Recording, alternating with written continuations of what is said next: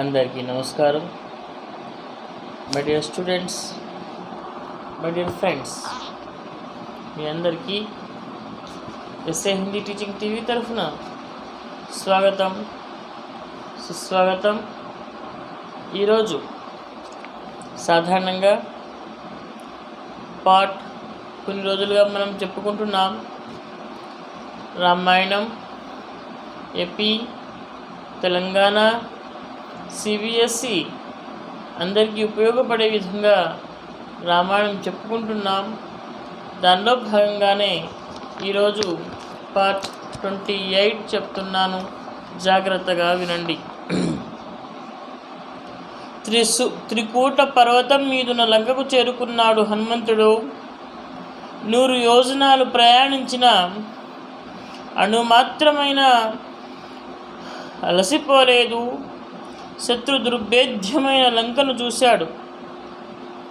అందులో ప్రవేశించడానికి రాత్రి సమయమే అనుకూలమనుకున్నాడు. అంతవరకు వేచి ఉన్నాడు. రాత్రి కాగానే పిల్లి ప్రమాణంలోకి తన శరీరాన్ని కుదించుకుని లంకలోకి ప్రవేశించాడు. ఇంతలో లంకాధినేత లంకాధిదేవత లంకిని అతని చూసింది. నీవెవరు అని, ఎందుకు వచ్చావని నిలదీసింది. యథార్థం చెప్పమని గద్దించింది. తనను కాదని లంకలో ప్రవేశించడం సాధ్యం కాదన్నది. తన చేతిలో చావు తప్పదని హనుమంతుడిని బెదిరించింది. హనుమంతుడు లంకానగరం అందంగా ఉంటుందని విన్నాను, ఒకసారి చూసిపోవాలని వచ్చాను, చూశాక వచ్చిన దాడినే వెళ్తానని చెప్పాడు. లంకిని భయంకరంగా అరుస్తూ తన అరచేతిలో హనుమంతుడిని బలంగా కొట్టింది. హనుమంతుడు మహానాదం చేస్తూ ఎడమ చేతితో లంకినిపై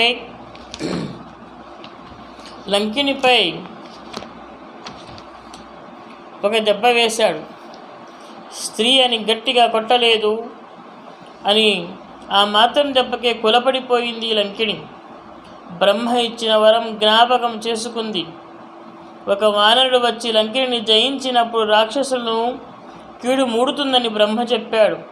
ఆ సమయం ఆసన్నమైందని హనుమంతునితో పలికింది. లంకలోకి వెళ్ళమని చెప్పింది. మరి హనుమంతుడు 1000 యోజనాలు 1000 కిలోమీటర్లు సైతము మరి ప్రయాణం చేసినా కూడాను అతనిలో కొంచెం కూడాను మరి అలసట అనేది కనిపించడం లేదు. ఒక పర్వతం మీద నుంచున్నారు. ఉదయం పూట కానీ మధ్యాహ్నం పూట కానీ వెళ్ళటం ఇది పద్ధతి కాదు. లంకలోకి అడుగు పెట్టాలి అంటే రాత్రిపూటనే కరెక్టు అని చెప్పి అనుకుంటారు హనుమంతుల వారు. ఆ సమయంలో ఆ లంకకి దేవత అయినటువంటి లంకిని అనే ఆవిడ చూస్తుంది. హనుమంతుల వారిని చిన్న పిల్లి వేషంలో ఉంటారు. అప్పుడు ఆ దేవత అడుగుతుంది హనుమంతుల వారిని, ఎవరు నువ్వు, ఎందుకు వచ్చావు, ఏంటి పని అని అడుగుతుంది. అప్పుడు తను ఏమీ చెప్పడు. నేను ఈ లంక బాగుంటుందని చెప్తే నేను చూడటానికి వచ్చాను, చూసి నా దారిన నేను వెళ్ళిపోతాను అంటాడు హనుమంతుల వారు. లంకిని ఆ హనుమంతుల వారిని తన అరచేతిలోకి తీసుకొని ఒక దెబ్బ వేస్తుంది. అప్పుడు ఆ దెబ్బ కొట్టిన తర్వాత హనుమంతుల వారు పెద్దగా బిగ్గరగా అరుస్తారు. ఆ తర్వాత హనుమంతుల వారు ఆ లంకిణిని చేసి గట్టిగా కాకుండా స్మూత్గా ఒక దెబ్బ వేస్తారు. కూలబడిపోతుంది ఆ లంకిణి అనే దేవత. తర్వాత తనకు బ్రహ్మ దేవుని యొక్క ఇది గుర్తుకొస్తుంది, శాపం గుర్తుకొస్తుంది.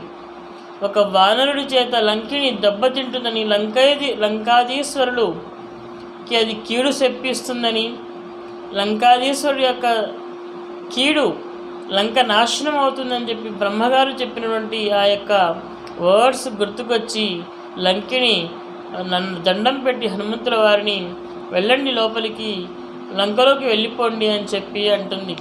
ఆ తర్వాత ఏం జరుగుతుందో ఇక్కడ మనం చూద్దాం. హనుమంతుడు ముఖద్వారం గుండా లంకలోకి వెళ్ళలేదు, ప్రాకారంపై నుండి దూకి వెళ్ళాడు. అది కూడా ఎడమ పాదం ముందు పెట్టి శత్రువుల వద్దకు వెళ్ళే సంప్రదాయం ఇది. లంకలో ప్రవేశించిన మారుతి చిత్ర విచిత్రాలైన ఇళ్లను చూశాడు. సంగీత మాధుర్యాన్ని చవిచూశాడు. వేద ఘోషను విన్నాడు. రకరకాల వాళ్ళను చూశాడు. సర్వాంగ సుందరమైన రావణుణ్ణి భవనాన్ని చూశాడు. ఎక్కడా సీత జాడ కల్పించలేదు. మహాపార్శ్వ కుంభకర్ణ విభీషణ మహోదర విరూపాక్ష విద్యుగ్నిద్వాల భవనాలన్నీ వెతికాడు. మరి లంకలోకి వెళ్ళాడు. ఆయన రాజమార్గంలో వెళ్లకుండా ప్రాకారాల ద్వారా ఎగిరి దూకి వెళ్ళాడు. మొదట ఎడమకాలు పెట్టాడు. అంటే శత్రువులు జయించాలి అని అంటే ఎప్పుడైనా సరే ఎడమకాలు పెట్టి వెళ్ళటం ఆనవాయితీ.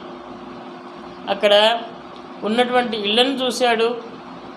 అక్కడ ఉన్నటువంటి మనుషుల్ని చూశాడు. అక్కడ ఉన్నటువంటి వివిధ రకాలైనటువంటి ఆ యొక్క ఇళ్లను చూశాడు. అక్కడ సంస్కృతిని, ఆ యొక్క సంగీతాన్ని ఏ విధంగా బాగా వింటున్నారో దాన్ని ఆలకించాడు. ఆ యొక్క లంకాధీశ్వరుడి అన్నటువంటి ఆయన భవనాన్ని చూశాడు. రావణాసుడి భవనాన్ని చూశాడు. ఇంకా రకరకాలైనటువంటి భవనాలను చూశాడు. కానీ ఎక్కడా కూడా సీతమ్మ తల్లి జాడ కనిపించదన్నమాట.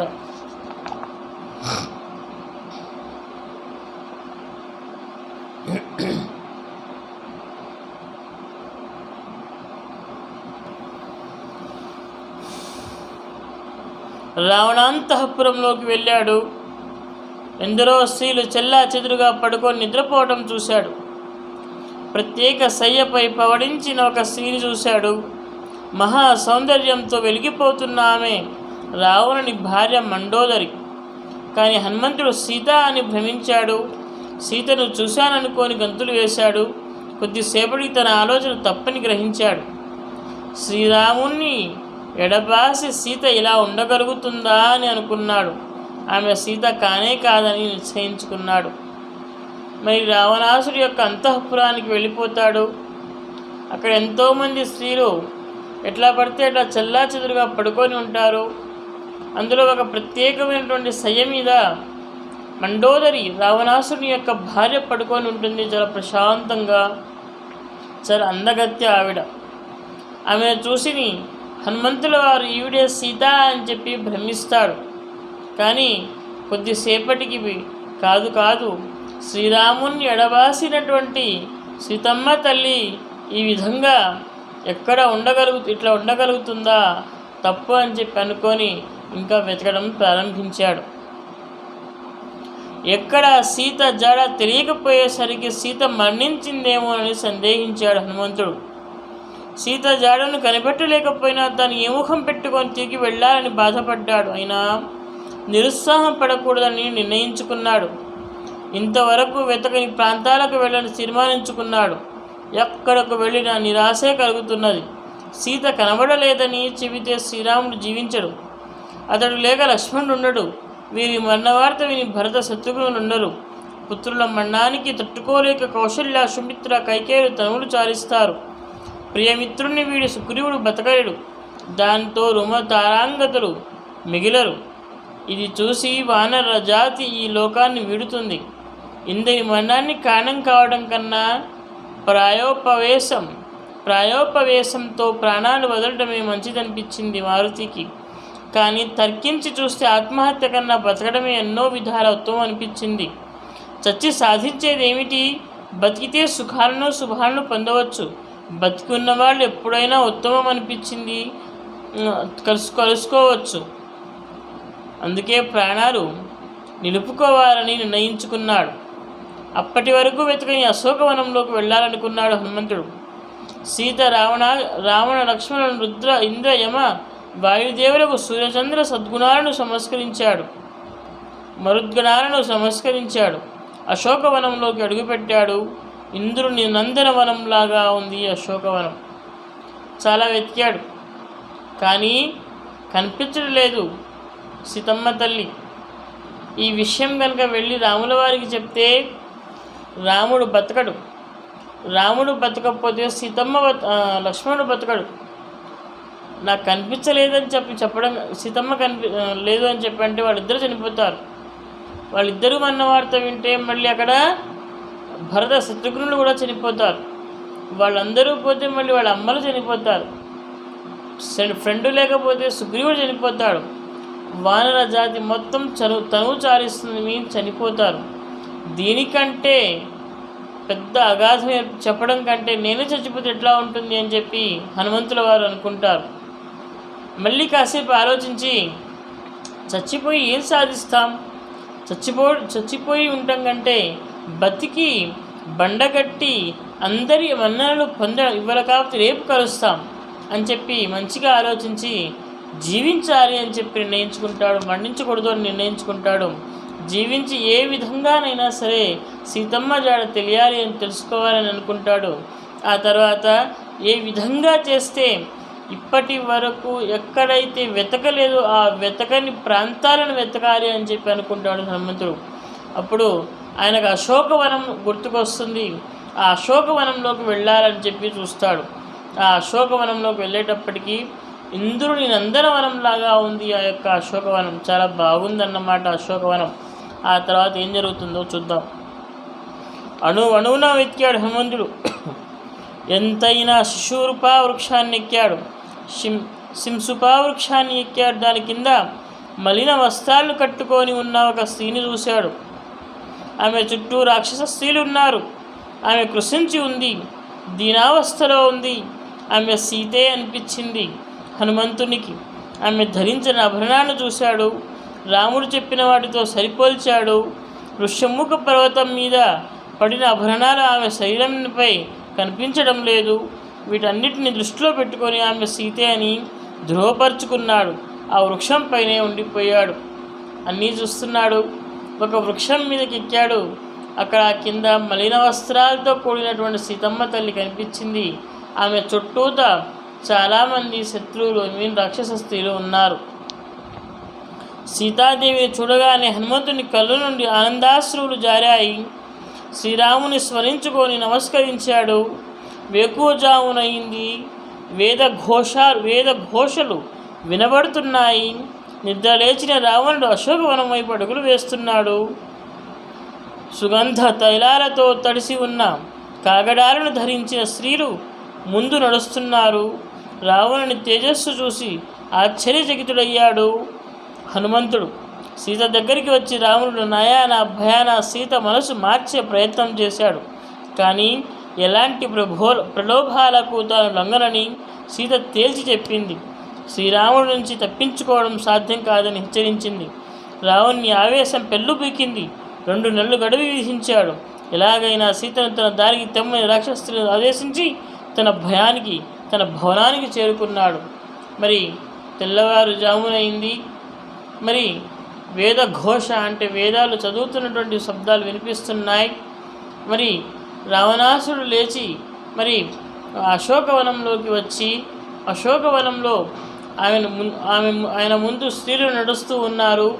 ఆ స్త్రీల మధ్యలో ఈయన కాగడాలు పట్టుకొని స్త్రీలు నడుస్తూ ఉంటే స్త్రీల మధ్యలో రామరాసుడు నడుస్తున్నాడు. ఆయన తేజస్సు, ఆయన యొక్క అందాన్ని చూసి ఒక్కసారిగా షాక్ అవుతాడు హనుమంతుల వారు. అతను సీతమ్మ తల్లి దగ్గరికి వచ్చి నువ్వు ఒప్పుకో అని చెప్పి అంటాడు.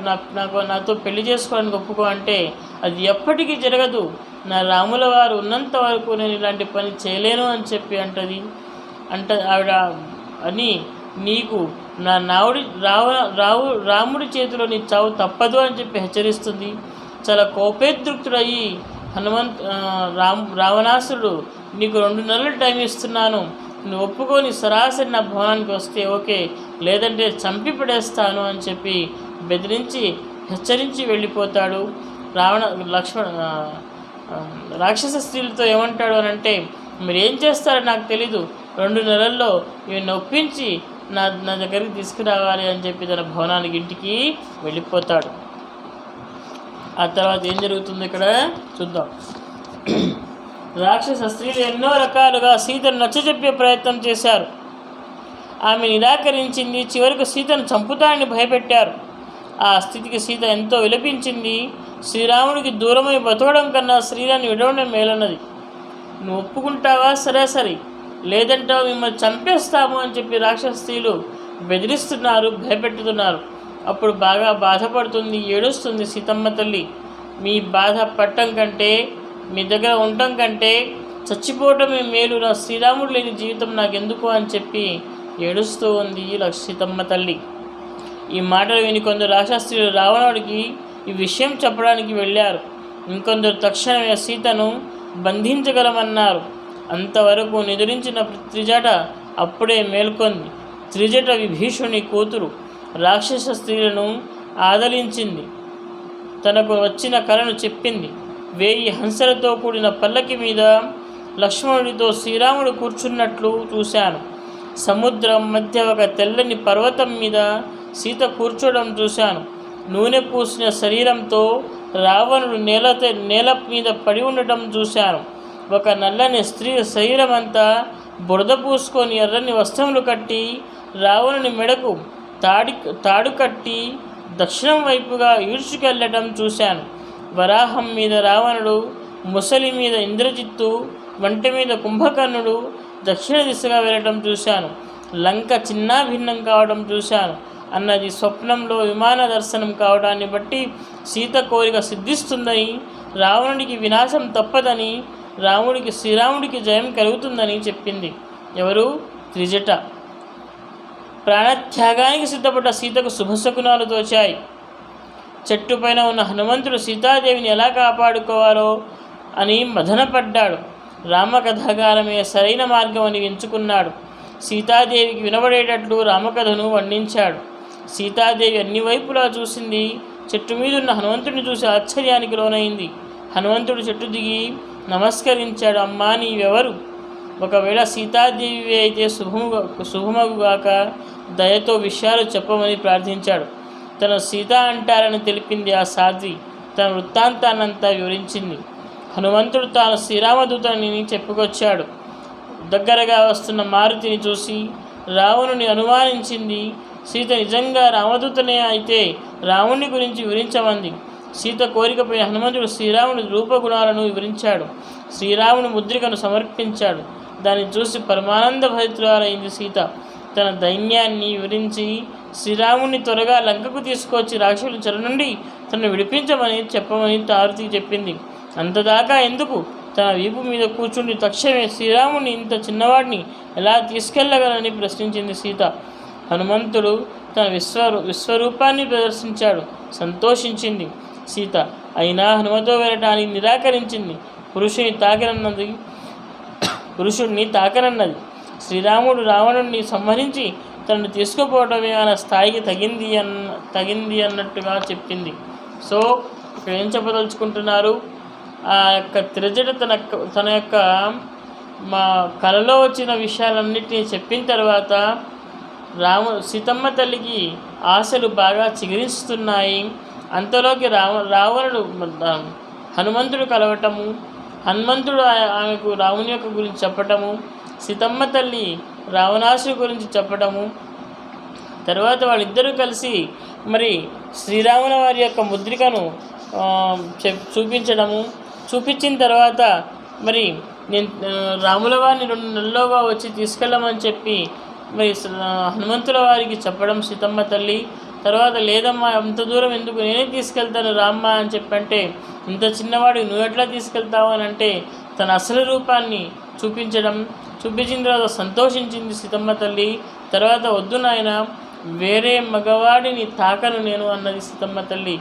రాముల వారే వచ్చి ఈ రావణాసురుణ్ణి ఈ లంకను దహించి వేసి నన్ను తీసుకెళ్తేనే బాగుంటుంది, అదే ఆయనకు ఉచితంగా ఉంటుంది, అదే తన గొప్ప పేరుంటుంది అని చెప్పి, అదే తన స్థాయికి తగినట్టుగా ఉంటుంది అని చెప్పి బోధిస్తుంది. ఆ తర్వాత ఏం జరుగుతుందనేది నెక్స్ట్ క్లాస్లో చెప్పుకుందాం. ఎస్ఏ హిందీ టీచింగ్ టీవీ ఛానల్ని లైక్ చేస్తున్నందుకు, షేర్ చేస్తున్నందుకు, సబ్స్క్రైబ్ చేస్తున్నందుకు మీ అందరికీ ధన్యవాదాలు తెలియజేస్తూ ఈ 28 పార్ట్ అయిపోయింది. నెక్స్ట్ క్లాస్లో పార్ట్ 29 చెప్పుకుందాం. అంతవరకు సెలవు. Thank you very much.